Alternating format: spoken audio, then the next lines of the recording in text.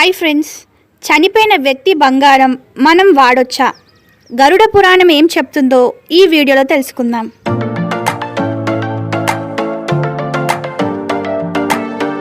సాధారణంగా ఇంట్లో ఎవరైనా మరణించినప్పుడు వారి విలువైన వస్తువులు తమ వారసులు తీసుకుంటారు. ముఖ్యంగా ఎంతో విలువైన బంగారాన్ని కూడా తీసుకుంటారు. కొంతమంది ఆ బంగారాన్ని అలాగే వాడితే మరికొంతమంది దాన్ని కరిగించి వేరే వస్తువుగా చేయించుకుంటారు. మరి దీనిపై శాస్త్రం ఏం చెబుతుంది? చనిపోయిన వారి బంగారం వేరే వ్యక్తులు వాడొచ్చా లేదా అనేది ఇప్పుడు మనం చూద్దాం. కానీ అంతకన్నా ముందైతే మీరు మన ఛానల్ని ఫస్ట్ టైం చూస్తున్నారా? అయితే వెంటనే ఛానల్ని సబ్స్క్రైబ్ చేసుకోండి. పక్కనే ఉన్న బెల్ ఐకాన్ని యాక్టివేట్ చేసుకొని వీడియోలో చూపిస్తున్నట్టుగా ఆల్ పైన ట్యాప్ చేసి పెట్టండి. మీరు అలా చేస్తేనే నేను పెట్టే ప్రతి ఇన్ఫర్మేషన్ వీడియో మీకు ముందుగానే రావడం జరుగుతుంది. మన ఛానల్లో ఉన్న వీడియోస్ని 8.1% మంది సబ్స్క్రైబ్ చేసుకొని వీడియోస్ని చూస్తూ ఉంటే 91.9% మంది సబ్స్క్రైబ్ చేసుకోకుండానే వీడియోస్ని చూస్తున్నారు.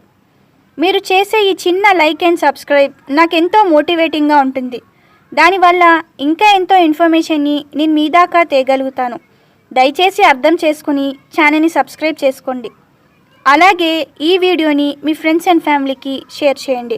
జ్యోతిష్య శాస్త్రం ప్రకారం చనిపోయిన వారు ఉపయోగించిన బంగారం ఇతరులు వాడకపోవడమే మంచిదంట.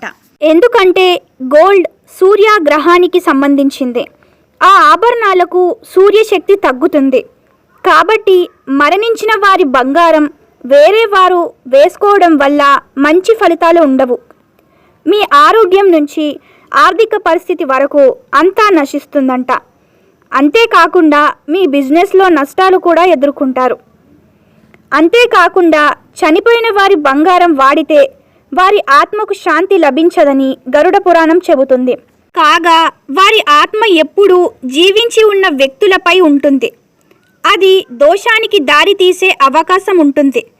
కావాలంటే వారి వస్తువులను గుర్తుగా ఒక చోట ఉంచుకోవడం ఏ నష్టానికి దారి తీయకపోవచ్చని శాస్త్రజ్ఞులు చెబుతున్నారు.